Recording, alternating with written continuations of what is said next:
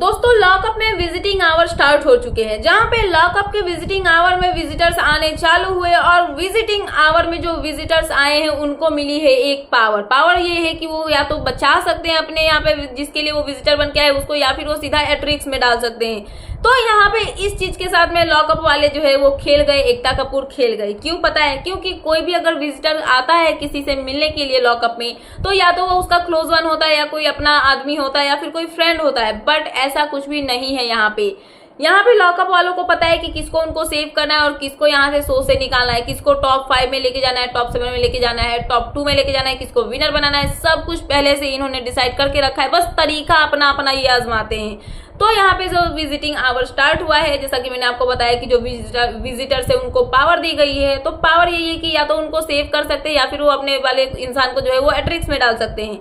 तो अगर किसी का फ्रेंड आएगा तभी ना वो अपने फ्रेंड को सेव करेगा, किसी का दुश्मन आएगा तभी तो वो अपने दुश्मन को एट्रिक्स में डालेगा।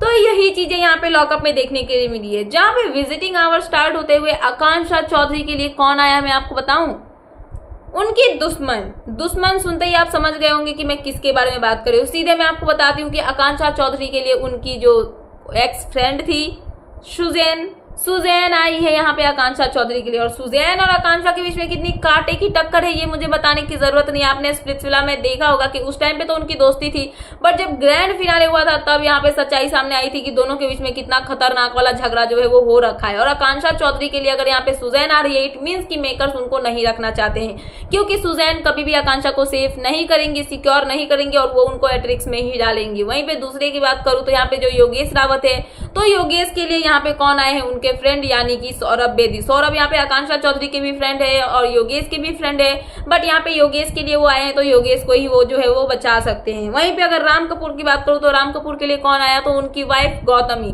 मतलब राम कपूर को भी मेकर्स को रखना है और इसीलिए उनकी वाइफ को भेजा, वरना इनको भी तो किसी के दुश्मन को भेज सकते थे, जैसे कि आकांक्षा के लिए सुजैन को भेजा, बट ऐसा नहीं हुआ। उन्होंने अपने राम कपूर के लिए जो है उनकी वाइफ को भेजा। वहीं पे अगर श्रेया कालरा की बात करूं तो श्रेया को भी इनको निकालना नहीं है। हालांकि मुझे ऐसा लगता है कि श्रेया को जितवाने वाले हैं नहीं मेकर्स, बट फिर भी श्रेया को अभी ये रख रहे हैं। और श्रेया कालरा जो है उनके लिए उनके बॉयफ्रेंड ऋषभ जो है वो आए हुए हैं। सो उसके बाद अगर यहाँ पे बात करूं कि पैमेला के लिए कौन आया, तो पैमेला के लिए यहाँ पे उनकी जो है दोस्त नहीं दुश्मन, जी हाँ।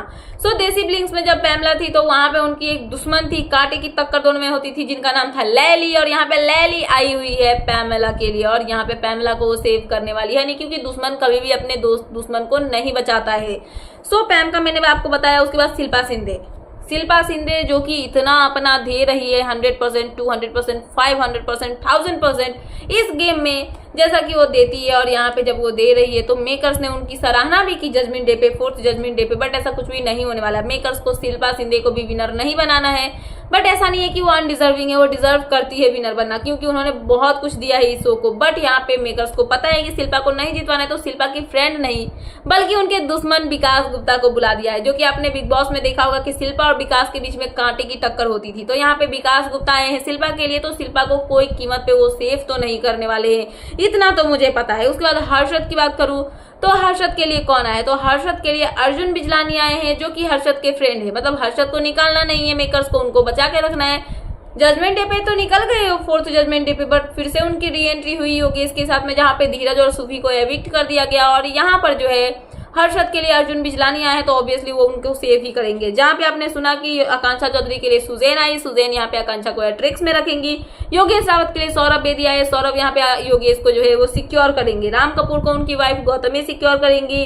श्रेया कालरा को उनके बॉयफ्रेंड ऋषभ जो है वो सिक्योर करेंगे। वहीं पे पैमला की जो फ्रेंड है लैली वो आई है, तो यहाँ पे जो पैमला है वो एट्रिक्स में चली जाएंगी क्योंकि उनकी दुश्मन है। वहीं पे अगर बात करूँ शिल्पा शिंदे की, तो शिल्पा शिंदे भी यहाँ पे एट्रिक्स में जाने वाली है क्योंकि उनके दुश्मन विकास गुप्ता आए हैं।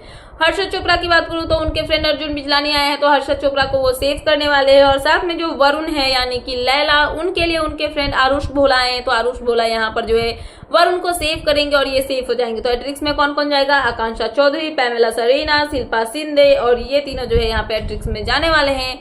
और यहाँ पर इनके बीच में होने वाला है मुकाबला। और यहाँ पे जब ये मुकाबला होगा तो यहाँ पे आपको सबसे पहले तो देखने के लिए मिलने वाला है आकांक्षा चौधरी का शॉकिंग एविक्शन, और उसके बाद में शिल्पा का भी एविक्शन होगा, फिर वरुण भी एविक्ट होंगे, योगेश और पैम भी एविक्ट होंगी, और ऐसे ही करते करते सारे एविक्ट होंगे। बट फिलहाल यही थी अपडेट। आगे की वीडियो में सारी अपडेट्स दूंगी, बट फिलहाल की अपडेट को यहीं पे विराम लगाती हूँ और आज की इस वीडियो को यहीं पे अंत करती हूँ। तो आपको ये अपडेट कैसा लगा प्लीज मुझे कमेंट सेक्शन में कमेंट करके बताना।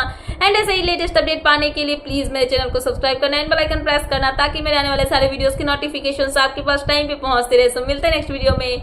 सो thanks for watching and bye bye.